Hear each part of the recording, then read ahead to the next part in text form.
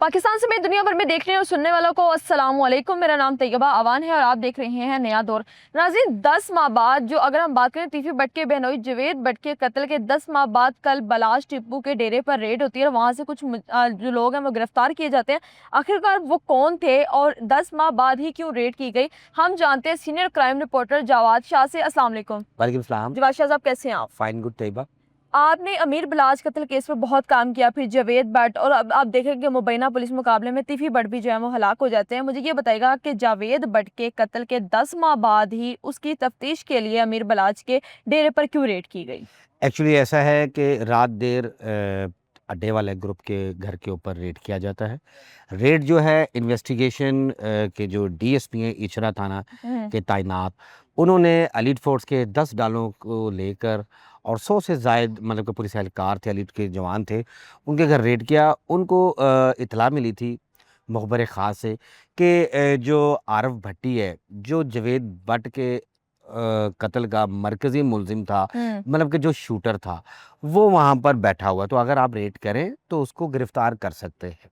इस इत्तला मिलने पर डीएसपी कमर अब्बास ने वहाँ पर रेड किया। रेड करने पर वहाँ पर जो मुश्तबा अफराद थे उनको गिरफ़्तार किया और एक बलाज का जो दोस्त था उसको गिरफ़्तार किया और शामिल तफ्तीश किया है। अच्छा, बाद में पता लगा कि वो जो 2 लड़के थे जिनको लेकर आए थे वो उसके मुंशी थे और एक अमीर बलाज का दरीना दोस्त था। तो जब ब्रेकिंग होती है, ख़बर आती है, तो उसमें सनसनी होती है, उसमें ये चीज़ होती है कि 2 नामालूम लोगों को उठा लिया गया है, गिरफ़्तार कर लिया है और ऐसी जगह पर शिफ्ट कर दिया गया है जहाँ पर कोई भी नहीं जा सकता। उनकी तफ्तीश जारी है। तफ्तीश के बाद पता लगा कि वो दोनों अफराद उस घर के मुंशी थे और एक बलाज का दोस्त था।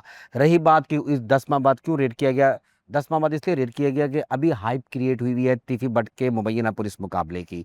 तो जावेद भट्ट के जो बेटे हैं उन्होंने दरख्वास्त दी सीसीपी लाहौर को और आला अफसरान को कि जी हमारे बाप के कातिल अभी तक गिरफ्तार नहीं हुए। आपने तीफी भट्ट को फ़ौरी तौर पर लेकर आए बैरून मुल्क से और मुबैना एक पुलिस मुकाबले में उनको हलाक कर दिया, तो हमारे बाप का कत्ल, उसके मुल्ज़मान किधर है? तो उस बिहाफ़ पर रेड किया गया। रेड के दौरान वहाँ पर तोड़-फोड़ भी हुई, सीसीटीवी कैमरे भी ले गए। जो आपको पता है जो तरीक़ेकार होता है पुलिस का, वहाँ पर और जो मेन वजह थी अमीर मौसब, अमीर फ़तह, वो दोनों मरकज़ी मुल्ज़िम थे, वो भी दोनों इश्तिहारी थे। और आपको मैं बताता चलूँ कि अब से कुछ देर कबल जो है उन अमीर फ़तेह और अमीर मसअब का नाम ईसीएल में डाल दिया गया है।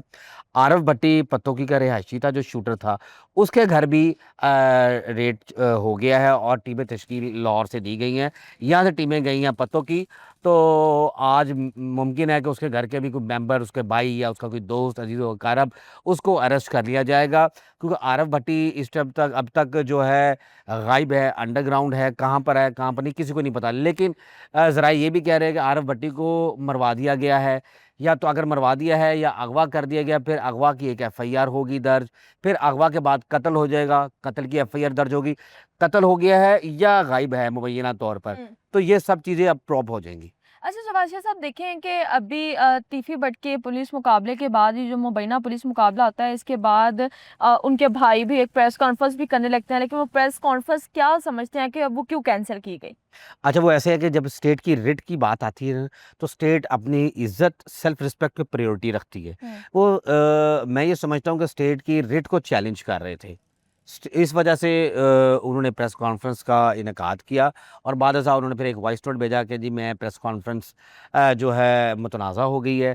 उसमें तीफी भट्ट के जो बेटे हैं वो भी नहीं चाहते थे कि जो प्रेस कॉन्फ्रेंस है वो उनके घर में की जाए, क्योंकि वो एक साने में है, उनका बाप का मुबैना पुलिस मुकाबला हुआ है और वो किसी और परेशानी में नहीं मुब्तला होना चाहते। तो उन्होंने कहा कि आप ताया ज़रूर हैं, बड़े भाई हैं तीफी भट्ट साहब के, तो अगर आपने प्रेस कॉन्फ्रेंस करनी है, अपनी सियासत चमकानी है, तो अपने घर करें या कहीं और जगह पे करें।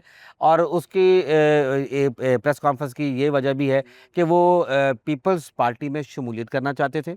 उनका ये कहना था कि नून लीग के लिए तीफी भट्ट की बड़ी खिदमात थी, लेकिन नून लीग ने उनको इंसाफ नहीं दिया, तो इसलिए मैं पीपल्स पार्टी में शमूलियत कर रहा हूँ। तो ये चीज़ें रूमर्स भी सामने आ रहे हैं। अच्छा, अब देखें कि ये बताया जाता है सोशल मीडिया पर, ये खबरें इनमें कितनी सदाकत है कि अमीर बलाज के डेरे से जो बंदे कल गिरफ्तार किए गए, आपके मुताबिक एक मुंशी और एक उसका दोस्त था, 2 लेकिन मुंशी थे, और एक एक दो उनका दरीना दोस्त था अमीर बलाच का। ये बताया जाता है कि जो 2 मुजरिम गिरफ्तार किए गए हैं वो शूटर्स थे। देखिए, जब फौरी तौर पे गिरफ्तार किया गया ना, तो रेटिंग, र्यूमर्स और ये चीज़ें हाइप क्रिएट थी कि शूटर्स यहाँ पर बैठे हुए, क्योंकि वहाँ पर टिकटॉक वायरल हुए थे आरव भट्टी का।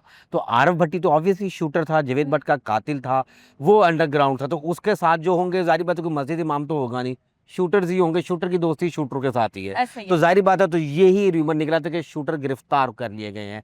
बाद में जब तफ्तीश हुई तो पता लगा ये मुंशी हैं और शूटर यहाँ पर टिकटॉक बनाकर गायब हो गया है। उसने उसका एक टिकटॉक वायरल हो रहा था, अच्छा, जिस पर इतलात हुई कि वो वहीं पर आता जाता है। इस इतला के मुताबिक रेड किया गया था। तो जवाशिया साहब, ये केस जो है जब से अमीर बलाच का कत्ल हुआ है तब से केस रोज़ ब रोज़ उलझता जा रहा है। उसके बाद कई जाने गई, आप देख लें जावेद भट्ट को देख लें, फिर उसके बाद तीफी भट्ट को देख लें, फिर एहसन शाह को देख लें। ये केस आपको क्या लगता है कब तक चलेगा, कब तक इस केस की गुत्थी जो है वो सुलझेगी? देखिए, मरकज़ी मुलजिम जो था अमीर बलाच का, तीफी भट्ट मुबैना पुलिस मुकाबले में हलाक। जावेद भट्ट का मरकज़ी मुलजिम 109 मशवरे में था कैसर भट्ट, उसकी ज़मानत हो गई। 2 मुलजिम, वो उनका नाम ईसीएल में डाल दिया, वो इश्तिहारी अमीर फ़तेह, अमीर मसहब, अमीर बलाच के दोनों भाई, जावेद भट्ट के कत्ल के मरकज़ी मुलजिम। और जो शूटर था वो फ़रार है। पुलिस अब ज़ाहिर बात है इसको देख रही है, सीसीडी कह रही है ये कि ये केस हमें दे दिया जाए, लेकिन डीआईजी इन्वेस्टिगेशन जो है उन्होंने टीमें तश्कील दे दी गई हैं और इस केस को प्रॉप कर रहे हैं। उनकी ये कोशिश है कि ये केस जल्द से जल्द सोल्व हो जाए और ये जो दुश्मनी है इसको ख़त्म कर दिया जाए। जो लोग इस टाइम आपको देख रहे हैं, क्या मैसेज देना चाहते हैं आपने? मैं उनको ये एक मैसेज देना चाहता हूँ कि अमन जो है बहुत अच्छी चीज़ है, दोस्ती बहुत अच्छी चीज़ है। इलाके में खौफ व हिरास फैलाना और अपनी नस्ल को तबाही से बचाने के लिए अमन कायम करें। बहुत शुक्रिया जी। हमारे साथ आज जवाद शाह मौजूद थे, सीनियर क्राइम रिपोर्टर है। इनसे हमने इस केस की तफ्तीश जानी कि रात को जो अमीर बलाच के डेरे से जो बंदे गिरफ्तार किए जाते हैं, क्या वो वाकई शूटर्स थे या उनके अपने मुलाजिम थे। नाज़रीन, वीडियो में सारे हकायक आपके सामने हैं। कैसी लगी लाजमी बताइएगा। इसी के साथ अपनी मेज़बान तैयबा अवान को दें इजाज़त। अल्लाह हाफिज़।